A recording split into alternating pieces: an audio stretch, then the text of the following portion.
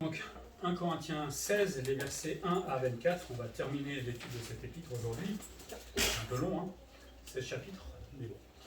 C'est tellement riche, l'épître aux Corinthiens, et ça nous rappelle comment l'Église devrait être en fait.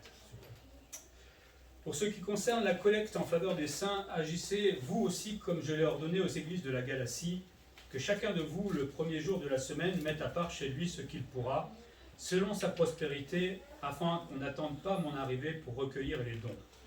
Et quand je serai venu, j'enverrai avec des lettres pour porter vos libéralités à Jérusalem les personnes que vous aurez approuvées.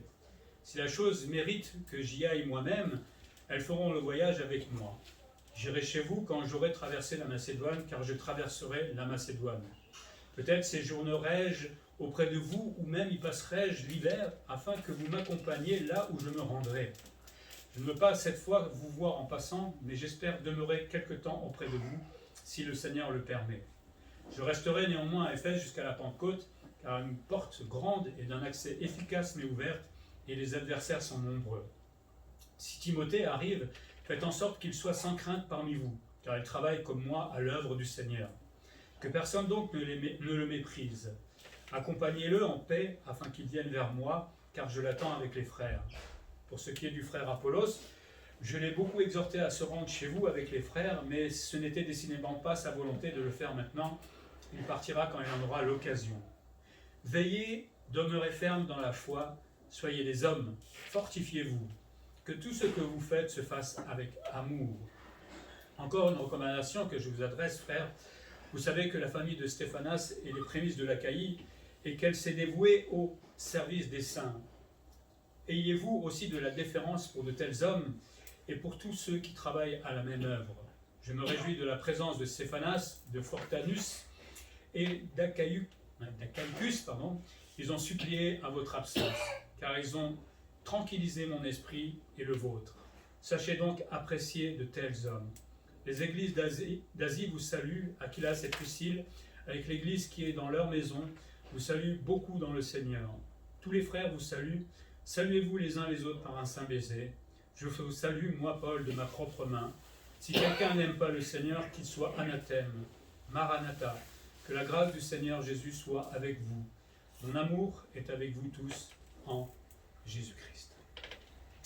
Terminé donc cette étude 1 Corinthiens, de cette église un peu difficile, compliquée, divisée, qui remettait en question absolument tout, et particulièrement l'autorité de Paul, le fondateur de cette église. Une église qui, c'est bien que le Seigneur nous l'ait laissé comme, pas comme exemple, mais en tout cas comme témoignage, j'ai envie de dire, qui nous rappelle qu'il y avait des problèmes dans le domaine du mariage, dans les domaines de la libéralité, de la liberté chrétienne, dans les dons spirituels, problème par rapport à la résurrection que quelques-uns remettaient en question. Et donc, je suis arrivé au chapitre 16 et je me suis dit, mais qu'est-ce que je vais raconter là-dessus? Et au fur et à mesure que j'étudie, je me suis dit, j'ai l'impression que Paul va terminer son épître en montrant sa stratégie, une stratégie globale et comment lui annoncer la bonne nouvelle de Jésus-Christ. En fait, il va énumérer plein de personnes. Et ces personnes sont tout simplement les gens qui travaillaient avec lui, des coéquipiers, on va les appeler comme cela, qui étaient là et qui, à droite, à gauche, d'une manière ou d'une autre, étaient en train d'aider l'apôtre Paul, comme coéquipier, pour que l'église de Jésus-Christ se répande tout simplement dans, on va dire, l'église locale, mais aussi dans la mission que le Paul avait au travers de ses différents voyages.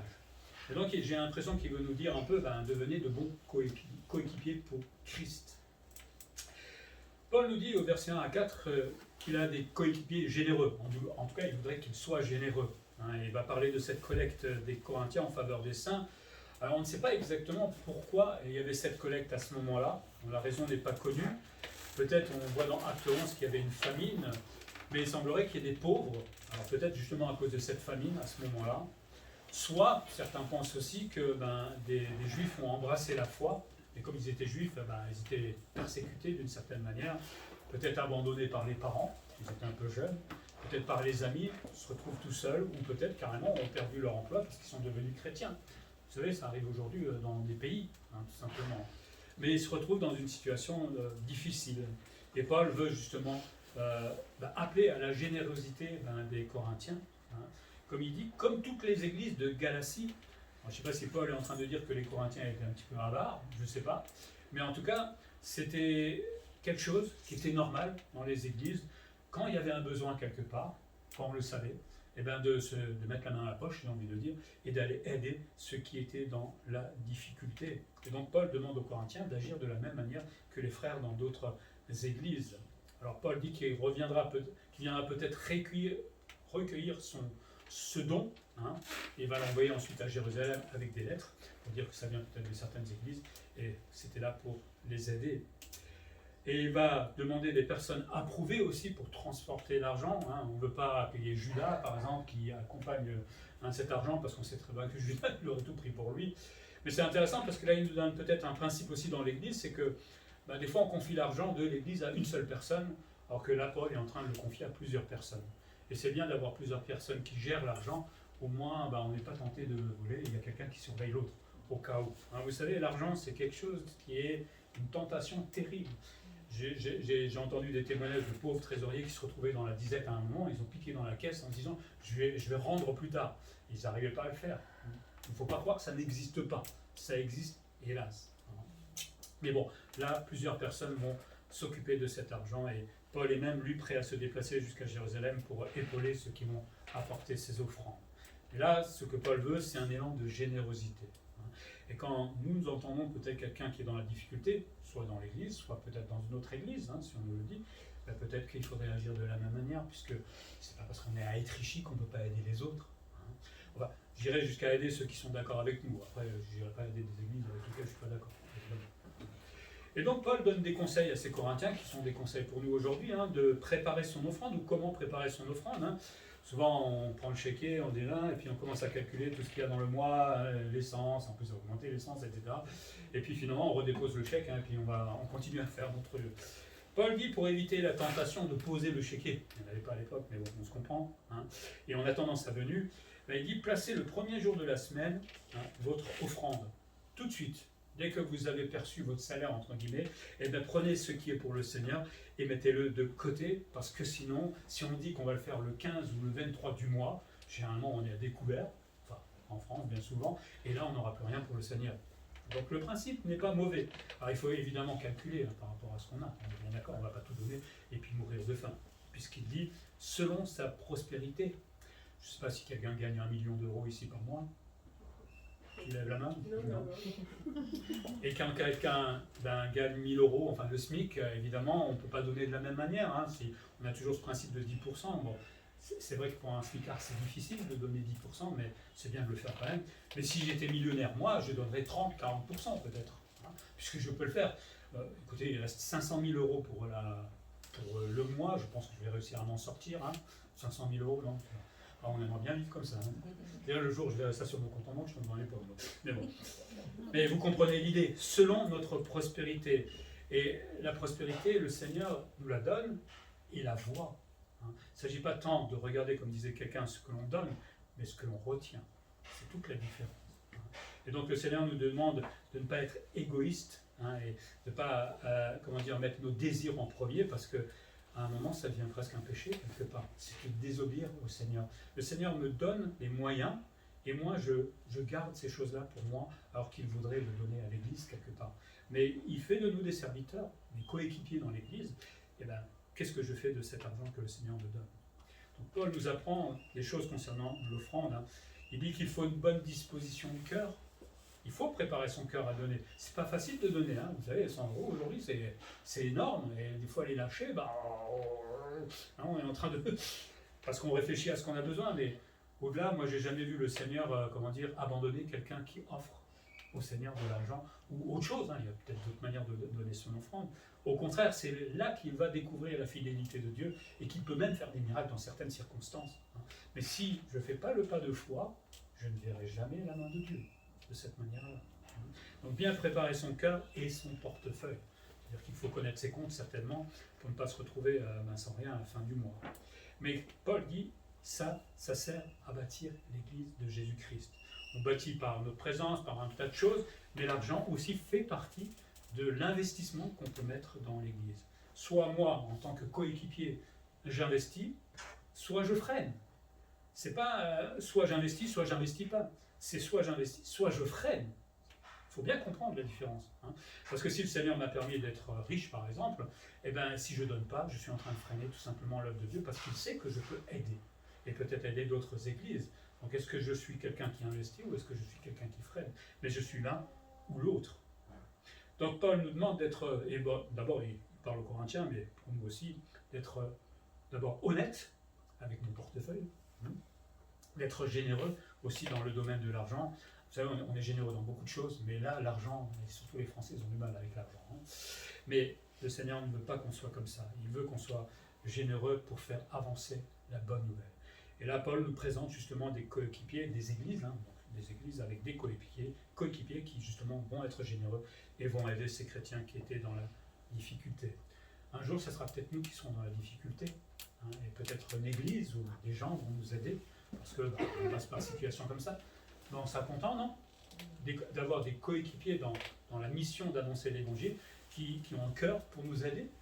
Mais à un autre moment, ce sera à nous de le faire, dans la mesure de nos moyens, évidemment. Mais il faut l'avoir en tête, c'est surtout ça. Deuxième chose, versets 5 à 12, hein, Paul parle d'avoir des coéquipiers fidèles. D'abord, il va parler de son projet de partir en Macédoine. Hein, il a le projet, il était là à ce moment-là à Éphèse et va se déplacer jusqu'en Macédoine. Il dit que là-bas se trouvent plusieurs églises. On connaît l'église de Philippe, les Thessaloniques, l'église de Bérée, et toutes ces églises qu'il avait implantées sont en train de tout doucement grandir.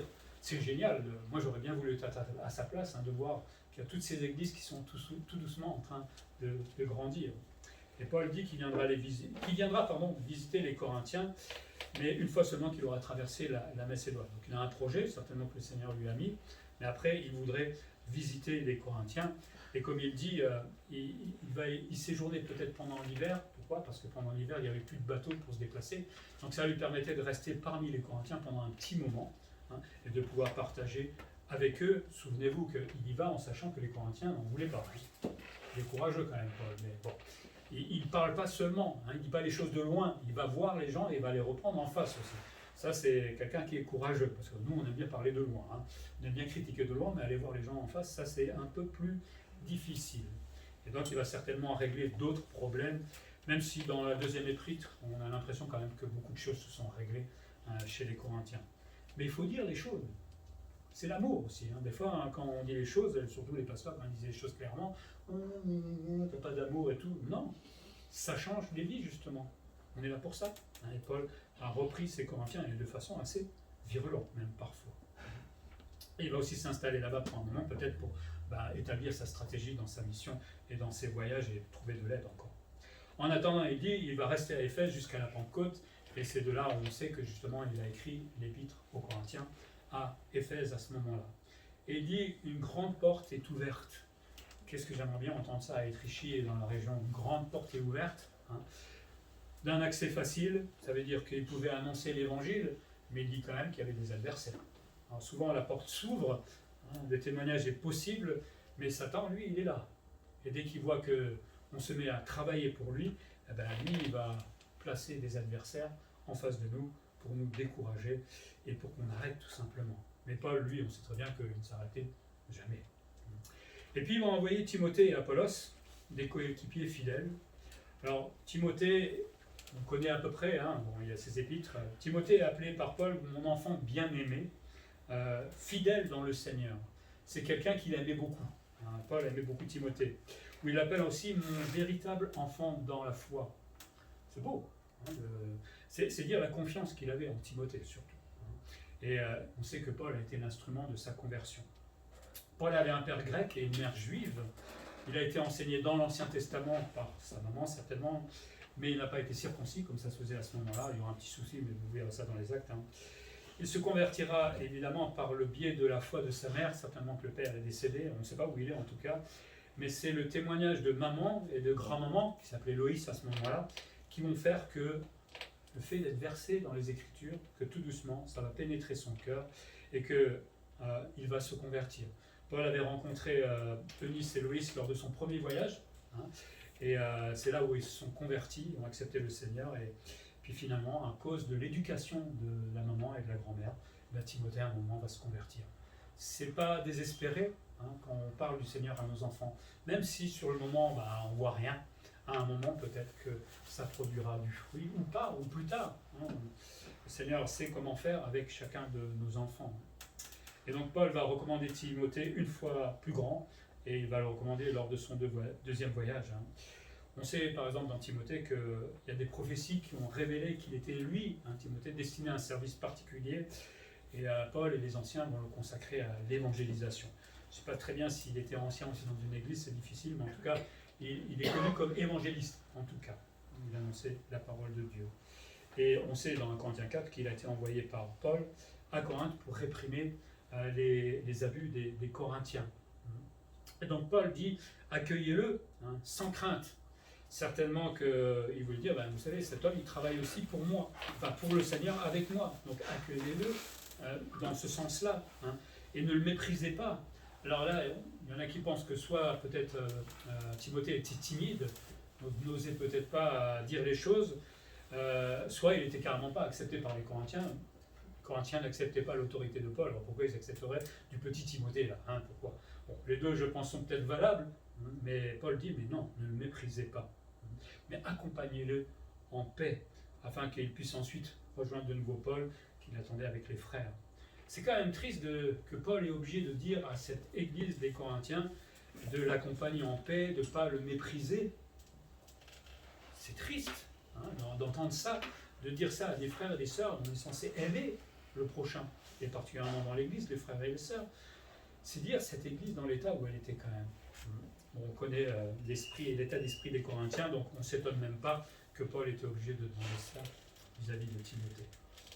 Puis il va aussi recommander Apollos. Apollos était un juif né à Alexandrie. C'était quelqu'un qui était éloquent, instruit, versé dans les Écritures de l'Ancien Testament d'abord. Il va devenir, à l'époque où Jean-Baptiste existait, son disciple, ou était encore vivant plutôt. Il enseignera avec zèle tout ce qui concerne le Messie au début, mais il rencontrera Paul à un moment, mais il connaissait que le baptême de repentance, celui que Jean-Baptiste prêchait, mais il ne savait pas qu'il y avait le Saint-Esprit, par exemple. Il va être rencontré par le Seigneur et il va recevoir finalement le Saint-Esprit. Vous voyez comme quoi il fallait vraiment connaître la parole en entier. Lors d'un voyage en Asie mineure, pour enseigner ce qu'il voulait faire, il va rencontrer à Éphèse Aquilas et Priscille, qui eux vont le prendre avec eux et vont lui parler du Seigneur et corriger ou peut-être faire la mise à jour, j'ai envie de dire, par rapport à l'Ancien Testament et lui parler de Jésus-Christ et de tout ce qu'il a fait en fait. Plus tard, puisqu'il maintenant il est versé dans les Écritures, vraiment, il va réfuter les Juifs en public, il n'avait pas peur de le faire, et il va prouver à ces Juifs que Jésus-Christ est bien le Christ, le Messie qui était attendu. C'est beau de voir ce parcours, c'est quelqu'un qui voulait. Il était versé dans l'Ancien Testament, mais il voulait quand même servir le Seigneur, mais il a eu besoin d'une mise à jour à un moment, tout simplement. Et le Seigneur lui a permis, au travers de Aquilas et Priscille, et finalement il est devenu un disciple et qui était utile au Seigneur et fidèle. Certains, on avait vu ça au début de Corinthiens, certains Corinthiens étaient de Paul, certains étaient de Apollos aussi, donc il était certainement connu, mais évidemment je ne pense pas qu'Apollos voulait cela. Et tout ça, ça avait créé la désunion dans l'Église. À ce moment-là, on n'est pas de Paul, d'Apollos, de Robert, de Charles, je ne sais pas quoi. On est de Christ seulement. Mais Paul avait confiance en lui et va lui demander de visiter cette Église. On voit ça dans Actes 16 aussi. Et certains pensent que Apollos, alors on garde ça entre guillemets, pourrait être peut-être l'auteur de l'Épître aux Hébreux, parce que c'est pas Paul qui a écrit les Hébreux. Et comme il était versé dans l'Ancien Testament, peut-être que c'est lui, on ne saura jamais. Si, on saura un jour au ciel, mais on verra ça là-haut. En tout cas, Paul l'exhorte à aller vers les Corinthiens, mais c'est ça qui est intéressant, c'est qu'il dit, pour l'instant, non, c'est pas mon projet, j'ai pas l'intention d'y aller, c'est pas la volonté peut-être du Seigneur pour moi, il le fera peut-être à l'occasion, on peut se dire quand même, c'est Paul qui lui demande de faire quelque chose, Paul aurait dû dire, mais t'y vas, c'est moi l'apôtre quand même là, non, c'est là où on voit l'esprit d'amour de Paul dans le travail pour le Seigneur, et l'esprit d'amour entre les deux aussi. Parce que peut-être Apollos aurait pu prendre ça mal. Et Paul ne va pas imposer son diktat. Il laisse libre le serviteur de faire, d'agir comme il veut, parce qu'il sait que Dieu dirige les uns et les autres. En l'envoyant, peut-être qu'il s'est trompé, c'était peut-être pas le moment. Il faut savoir aussi accepter des fois qu'on se trompe. On essaie de faire la volonté de Dieu, mais moi, je n'ai pas des SMS directs de Dieu, donc c'est pas qu'on devine, mais on cherche quand même ce que le Seigneur veut. Donc des fois, si peut-être un serviteur dans l'Église ne fait fait pas ce qu'on voudrait forcément, ben, c'est pas la fin du monde, bon, sauf s'il pêche, on est bien d'accord. Peut-être qu'il y a un autre temps. Hein, Richard nous en avait parlé un petit peu de ça. Hein. Des fois, on voudrait faire les choses, il faut prendre le temps avec les coéquipiers. Mais Dieu dirige toutes choses et c'est ça qui est le plus important. Mais il y a cet esprit d'amour dans ce travail de coéquipier et ça, c'est vraiment important. Donc Paul, là, nous dit qu'il a au moins déjà deux, il y en a d'autres, on va voir, mais il a au moins deux serviteurs là, fidèles et en plus zélés pour pouvoir annoncer la bonne nouvelle. Et ça, c'est tellement important d'avoir dans l'Église des coéquipiers fidèles, qui ont vraiment envie de suivre le Seigneur, qui sont réguliers à l'Église, qui veulent apprendre encore et encore pour pouvoir annoncer la bonne nouvelle de Jésus-Christ. Puis des versets 13 au verset 18, il va parler de ses coéquipiers, mais cette fois, il va peut-être aller vers l'aspect de compétence. Parce que quand on a des coéquipiers, on ne prend pas n'importe qui, hein, il faut des gens compétents aussi. On apprend à devenir compétent. Ça passe par la fidélité d'abord, hein, puis on devient compétent. Et il va faire d'abord des recommandations générales. Il dit aux Corinthiens, demeurez fermes dans la foi. Hein, on a vu toutes les extravagances et tous les, les chemins de travers qu'il prenait, mais demeurez fermes dans la foi. Peut-être qu'il faut imaginer ces Corinthiens qui venaient de naître de nouveau, qui grandissaient dans la foi, et à côté tous ces faux docteurs qui avaient certainement une prestance et une autorité dans l'Église. Ils étaient peut-être impressionnés par ces faux docteurs qui sont en train de souiller l'Église. Paul leur dit, demeurez dans la foi, dans tout ce que je vous ai appris. Hein. Et quand on demeure dans la foi, on va dire à ces gentils faux docteurs, je vous accompagne à la porte gentiment parce que vous dites que des bêtises. D'accord, hein, on va s'expliquer d'abord gentiment, mais s'ils ne veulent pas changer, s'ils veulent souiller l'Église par la fausse doctrine, on ne va pas être d'accord à un moment. Mais il faut être ferme dans la foi. Hein. Souvent, on a peur de dire les choses parce que quelqu'un pense autrement ou mal. En tout cas, ce n'est pas biblique. À un moment, on ne va pas le laisser faire. On ne va pas le laisser parler à tout le monde. On va lui dire les choses gentiment. Il n'y a pas que le pasteur. Hein. Il y a d'autres gens qui peuvent des fois le dire. Mais il faut être ferme dans la foi. Ça prend du temps, mais c'est là où on voit la compétence, justement. On devient compétent quand on est capable de faire ça. Il dit aussi à ses Corinthiens, soyez des hommes. Hein. Soyez des hommes. Alors, messieurs, c'est pour nous, là. Hein. Soyons des hommes. C'est-à-dire forts, pas musclés. Hein. C'est bien si on est musclés, mais bon. Mais surtout matures dans la foi. Parce qu'on en a besoin.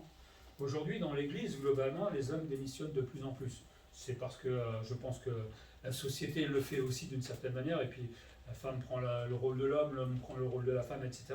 Mais Paul n'est pas d'accord avec ça. Les hommes doivent devenir matures, les femmes aussi, hein, on est bien d'accord. Mais je pense que les hommes, aujourd'hui, devraient entendre ça. Devenez des hommes matures dans la foi et dans le Seigneur, parce qu'on a des responsabilités. D'abord en tant que chef de famille, où est-ce que je guide ma famille si je ne connais pas le Seigneur? Qu'est-ce que je fais? Ensuite, dans l'Église, parce qu'on a besoin d'hommes, dans certains domaines où la femme ne peut pas faire, elle fait d'autres choses, hein, où nous ne faisons pas, mais on a besoin d'hommes dans l'Église, et c'est ce qui me manque réellement dans cette Église, il faut prier pour cela si on ne l'a pas. Hein. Mais chacun d'entre nous, on est appelé à grandir aussi dans la foi, et à devenir ces hommes-là. Puis Paul dit, fortifiez-vous, tout doit se faire avec amour. Alors là, ça nous rappelle le chapitre 13 des Corinthiens qu'on avait vu, avec ces Corinthiens qui se chamaillaient, moi je suis d'eux, et puis toi je t'aime pas, et puis toi, etc. Faites tout avec amour, apprenez à vous pardonner, apprenez à régler les situations difficiles avec amour, et laissez par pitié votre ego de côté. Ah, l'ego. Alors nous aussi, ça c'est les Corinthiens, vous n'avez pas d'ego. Jésus, on a tous un ego. Ah oui, oui, un ego. Oui, on a un ego. Et c'est pas quand tout va bien qu'on le découvre, c'est quand on me fait une petite remarque déplacée peut-être, ou quand on reprend quelqu'un est là, je suis pas d'accord, ou j'ai pas envie d'entendre. Oui, mais les Corinthiens devaient entendre et apprendre à se fortifier et faire tout avec amour. Parce que sans homme compétent, Paul il n'aurait rien pu faire en fait. Si vous n'avez pas d'homme, si vous n'avez personne pour servir, surtout là je pense au niveau de la prédication ou d'annoncer l'évangile, s'il n'y a pas ces hommes-là, Paul tout seul n'aurait pas pu faire tout ça. C'est impossible.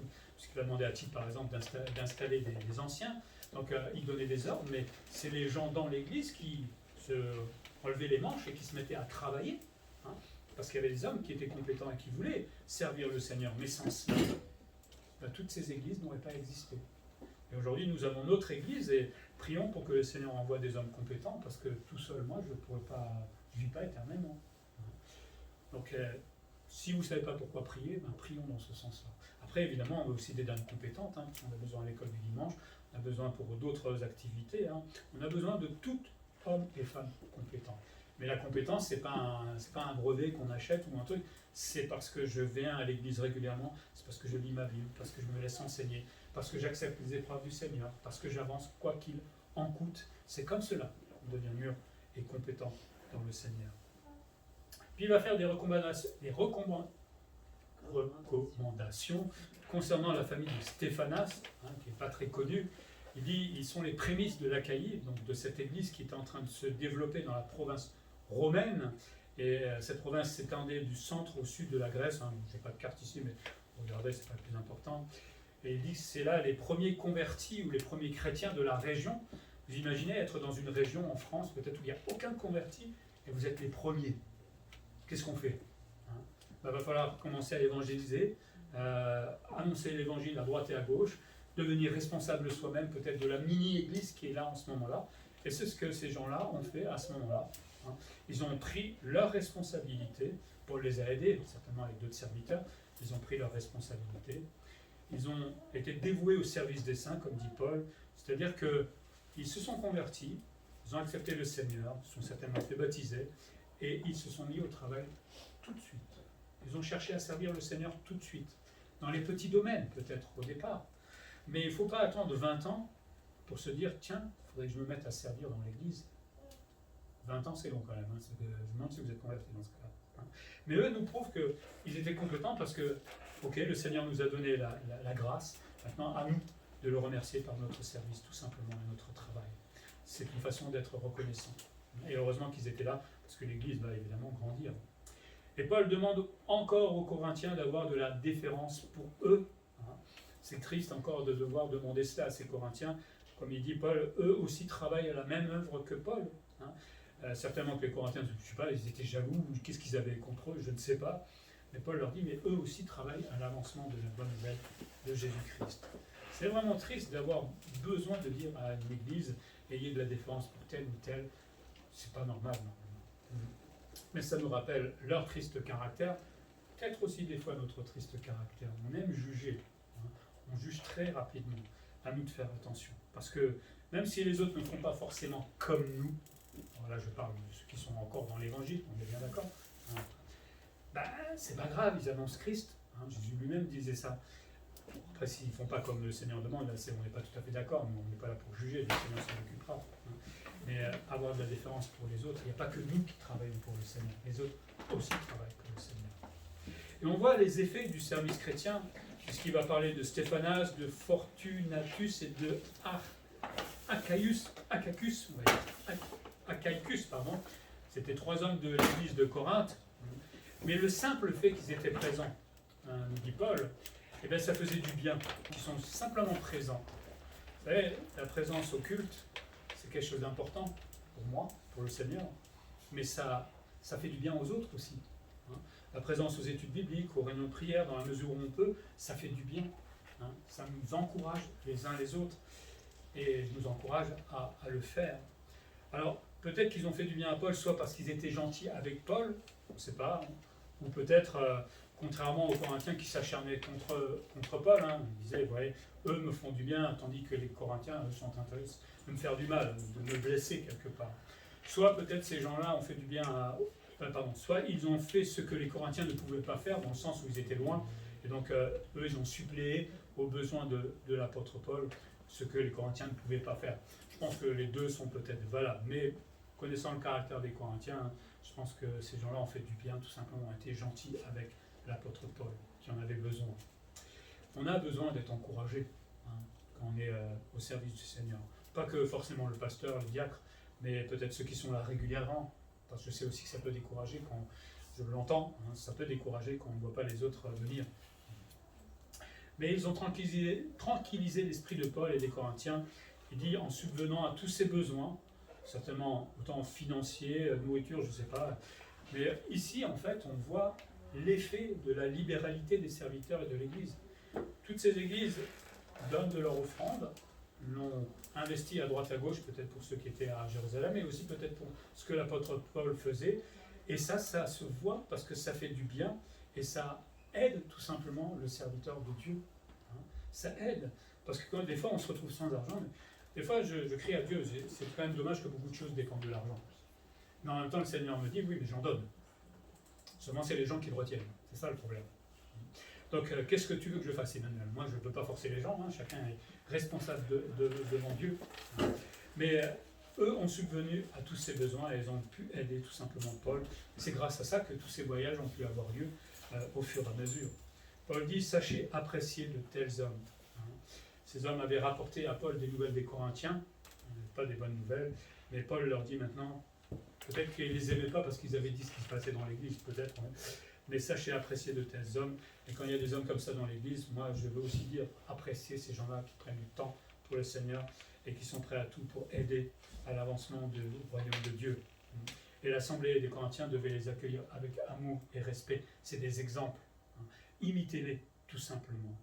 Mais là encore, je dis, c'est curieux que Paul soit obligé de dire ça aux Corinthiens, parce que dans le moment, ça devrait se faire naturellement dans l'Église. Avoir des coéquipiers compétents, ça encourage dans le ministère, croyez-moi. Et surtout, ça participe pleinement à l'avancement de la bonne nouvelle. Si je n'ai pas de coéquipiers compétents, rien ne se fera, tout simplement. Ou alors on stagnera pour l'éternité. Et c'est pas ça, l'Église de Jésus-Christ. Et puis du verset 19 au verset 24, Paul parle d'avoir des coéquipiers qui aiment le Seigneur. Et je pense que c'est ça la motivation de tout ce qu'on vient de voir, finalement. Il va saluer, c'était son habitude de saluer les églises d'Asie, il va saluer, il y avoir les salutations d'Aquilas et de Priscille, qui étaient dans les églises d'Asie, et ces églises d'Asie englobaient toutes les communautés d'Asie, dont Éphèse était la capitale à ce moment-là. Aquilas et Priscille vivaient à ce moment-là à Éphèse, donc ils n'étaient pas loin de Paul, certainement qu'ils aidaient Paul, mais à l'époque ils étaient à Corinthe, donc ils connaissaient aussi les Corinthiens. C'est pour ça qu'ils vont faire leur salutation aux Corinthiens.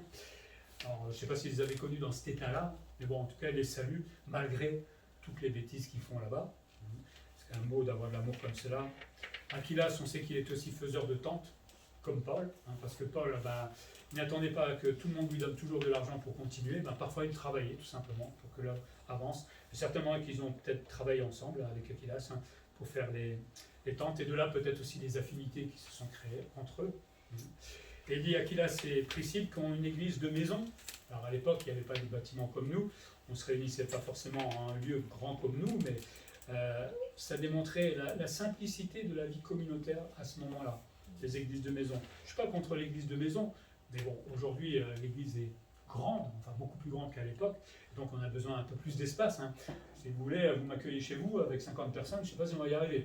Puis les voisins, ils vont peut-être pas être contents quand on va tous chanter « Gloire à toi, la gloire ». Il va dire, vous comprenez aussi l'idée. À l'époque, il faut savoir qu'à l'époque, il y avait aussi des maisons assez grandes parfois, et les gens qui avaient un peu d'argent pouvaient justement, il y avait des grandes cours, donc ils pouvaient accueillir l'église là-dedans sans déranger personne et avec suffisamment de place. Aujourd'hui, avec nos T2, T3, ça sera un peu plus compliqué, donc le Seigneur a permis qu'on ait des lieux un peu plus grands pour pouvoir accueillir tout le monde. Et puis, salutations de tous les frères. Alors, on ne sait pas si c'est les frères de Corinthe, alors à Éphèse, je ne sais pas, mais en tout cas, il salue les Corinthiens. Il les salue beaucoup, non, comme il dit ça, beaucoup dans le Seigneur. Tous sont en train de s'associer à Paul pour les saluer, parce que c'est leurs frères, c'est leurs sœurs, même si ils ne sont pas parfaits. Il dit de les saluer par un saint baiser. Alors de là, on a fait n'importe quoi dans l'église. Je me souviens un jour, j'étais dans une église pentecôtiste, en plein milieu du culte, d'un coup, tout le monde commence à s'embrasser. Il n'y avait pas le Covid encore à ce moment-là. Et tout le monde qui venait vers moi pour pouvoir m'embrasser, j'ai dit « Oh, calmez-vous là ». J'ai pas envie de ça, c'est pas ça le saint baiser. Ça n'a rien à voir. Bon, on peut s'embrasser quand on le fait plus aujourd'hui, on le faisait à l'époque, mais il ne faut pas en faire une doctrine, c'est ça que je veux dire. Ce que Paul disait là, simplement, c'était une simple salutation, parce qu'à l'époque, le baiser dans la société, c'était normal. Même entre hommes, en fait, on se saluait de cette manière-là. Pour le chrétien, c'est devenu une expression symbolique de l'amour vis-à-vis de l'autre, du pardon et de l'unité aussi qui devait exister entre les chrétiens.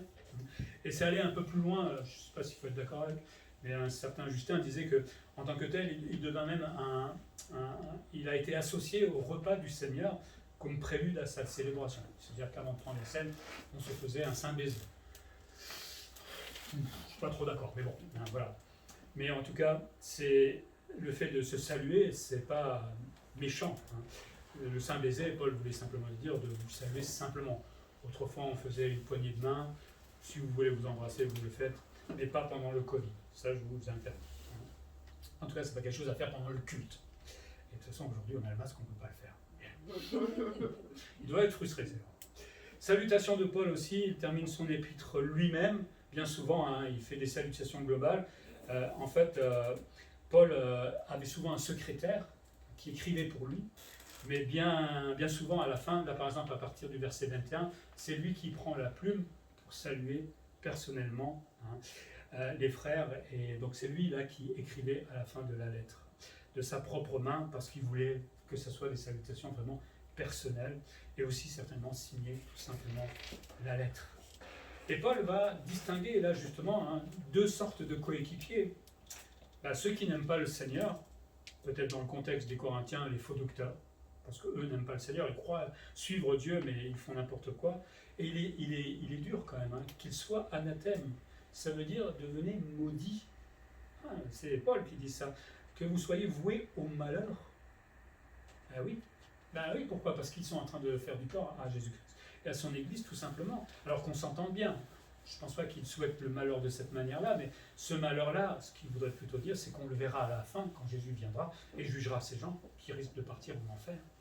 Je ne pense pas qu'il voulait le mal directement, mais on voit bien que, peut-être des fois on dit je suis trop dur, mais on voit bien que Paul lui-même n'acceptait pas les faux enseignements. Il parlait avec eux, mais à un moment, il faut couper, il faut se séparer. On ne peut pas faire autrement. Là, je ne dirais pas soyez maudits, vous le devenez vous-même de toute façon, on n'a rien à dire. Donc ceux qui n'aiment pas le Seigneur, ce n'est pas des coéquipiers. Par contre, il y a ceux qui aiment le Seigneur, ceux qui sont fidèles, comme on a vu, tous ceux qui ont été énumérés dans le service, qui ont été affermis par la parole et qui sont zélés pour Jésus-Christ. Et dit là, Maranatha, c'est un mot araméen qui signifie le Seigneur vient, ou viens Seigneur, on peut traduire dans plusieurs trucs, mais voilà, on voit que celui qui sert le Seigneur le fait parce qu'il sait que Jésus-Christ va venir un jour. Il est pressé de voir que d'autres se convertissent parce qu'il sait ce qui va se passer pour ceux qui sont perdus. Il a un zèle derrière. Est-ce que nous, on dit de temps en temps, viens Seigneur, viens? On se dit, quelle émission il y a à la télé ce soir à 20h? Parce qu'on... le retour de Jésus, c'est quelque chose d'absolument flou, qu'on n'attend pas forcément. On n'est peut-être pas pressé, surtout qu'il revienne. Et Paul, lui, et les serviteurs fidèles disent, viens Seigneur, viens. Donc pour le chrétien, la venue du Seigneur, ce n'est pas un malheur, comme pour les faux docteurs. Au contraire, c'est le comble de la joie. Vous imaginez qu'on va voir le Seigneur face à face? Je ne sais pas si on sera tout de suite joyeux, parce qu'on va dire, oh là, il y a plein de dossiers là encore en attente, pas réglés forcément, on va pouvoir régler ça avec le Seigneur. Mais au fond de notre cœur, on serait quand même heureux d'être avec le Seigneur quand il reviendra. Et Paul bénit, c'est une bénédiction souvent finale qu'il fait, souvent en disant que la grâce du Seigneur soit avec vous. Je le fais souvent au début et le fait souvent à la fin de ses épîtres, parce qu'il veut, j'ai envie de dire, voilà, tout ça, tout ce que je vous dis, tout ce que je vous enseigne, toutes ces choses, c'est au bénéfice de la grâce de Jésus-Christ. C'est à cause de la grâce de Jésus-Christ que toutes ces choses existent, et c'est ce qu'il désire aussi pour l'Église des Corinthiens. Paul rappelle que son amour est avec les Corinthiens en Jésus-Christ. Vous vous souvenez, il remettait toute son autorité, Paul, et Paul lui les aime. Il les a repris. Et ça, c'est aussi l'effet de son amour pour ces gens-là. Mais il les aime derrière. Donc, si on est repris des fois, ça ne veut pas dire qu'on ne vous aime pas. Au contraire, c'est comme un papa et maman. On reprend des fois les enfants, c'est parce qu'on les aime, non? Si l'enfant met sa main sur la plaque et on dit à l'enfant, attention, tu vas te brûler, vous n'allez pas le laisser faire, non? Ce ne seraient pas des parents dignes, en tout cas. Quelque part. C'est pareil, des fois, il faut reprendre ou être repris, mais c'est pour notre bien, et ça se fait dans l'amour aussi. Quand les coéquipiers aiment vraiment le Seigneur, cela va donner un vrai élan pour l'évangile, pour l'annonce de l'évangile et pour la croissance de l'Église. Et on a besoin de ces coéquipiers. Pour terminer cette épître et ce chapitre 16, Paul avait compris la nécessité de s'entourer et de travailler en équipe pour la mission. Il aurait très bien pu dire, c'est Dieu qui m'envoie, j'y vais tout seul et je vais faire le travail seul. Mais c'est impossible. C'est comme bâtir une maison. Vous pouvez la bâtir tout seul, mais à un moment, vous aurez toujours besoin d'un électricien. Là, vous n'avez pas forcément des compétences. Le travail de l'Église, c'est exactement la même chose. On doit pouvoir s'entourer dans l'Église. Et tout le monde, normalement, fait partie de cet entourage, puisque tout le monde a un don Tout le monde est au service dans l'Église de Jésus-Christ. Ce principe reste valable aujourd'hui. On a besoin de gens généreux. Le Seigneur donne de l'argent à des gens qui deviennent généreux. On a besoin de gens fidèles. Pas de demi-fidélité ou d'un quart de fidélité, de gens vraiment fidèles qui sont là régulièrement à l'Église, qui ont envie d'apprendre, de se former pour devenir justement des gens compétents. Et tout ça, ça développe aussi l'amour pour le Seigneur. On a besoin de ces gens-là. Mais comment bâtir l'Église avec des personnes qui sont absentes, avec des intérimaires, qu'on voit de temps en temps, qui ne sont pas formés non plus, et qui ne pourront peut-être pas protéger l'Église à un moment où on est là, ou qui sont juste spectateurs. On ne peut pas bâtir l'Église de cette manière-là. C'est impossible. Alors aujourd'hui, la question que je vous pose, que je me pose à moi aussi, mais je pense pouvoir y répondre, mais est-ce que moi, je suis aujourd'hui en train de bâtir l'Église d'Étréchy, et globalement l'Église dans le monde, puisque on bâtit en envoyant de l'argent aux missionnaires, quelque part. Est-ce que moi, je suis en train de faire vraiment grandir cette Église, ou est-ce que je suis quelqu'un qui ralentit le projet de Dieu? C'est l'un ou l'autre. Si je suis rarement là, je suis en train de ralentir le projet de Dieu, tout simplement. Parce que le Seigneur me veut à son service. Il a décidé de faire quelque chose avec moi. Par contre, si je suis là régulièrement, si je me mets au travail pour le Seigneur, alors là, je suis en train de commencer à faire grandir l'Église d'Étréchy. Parce que les coéquipiers de Christ, c'est chacun d'entre nous. C'est vous, les coéquipiers de Christ. Mes coéquipiers aussi, quelque part, dans le travail que je dois faire pour le Seigneur. C'est chacun d'entre nous. Il n'y a pas qu'un pasteur et les autres. C'est tout le monde, l'Église de Jésus-Christ. Chacun avec sa place, chacun avec son domaine, chacun avec son dos. Alors, la question que je vous pose simplement, est-ce que Dieu peut compter sur vous? On va prier.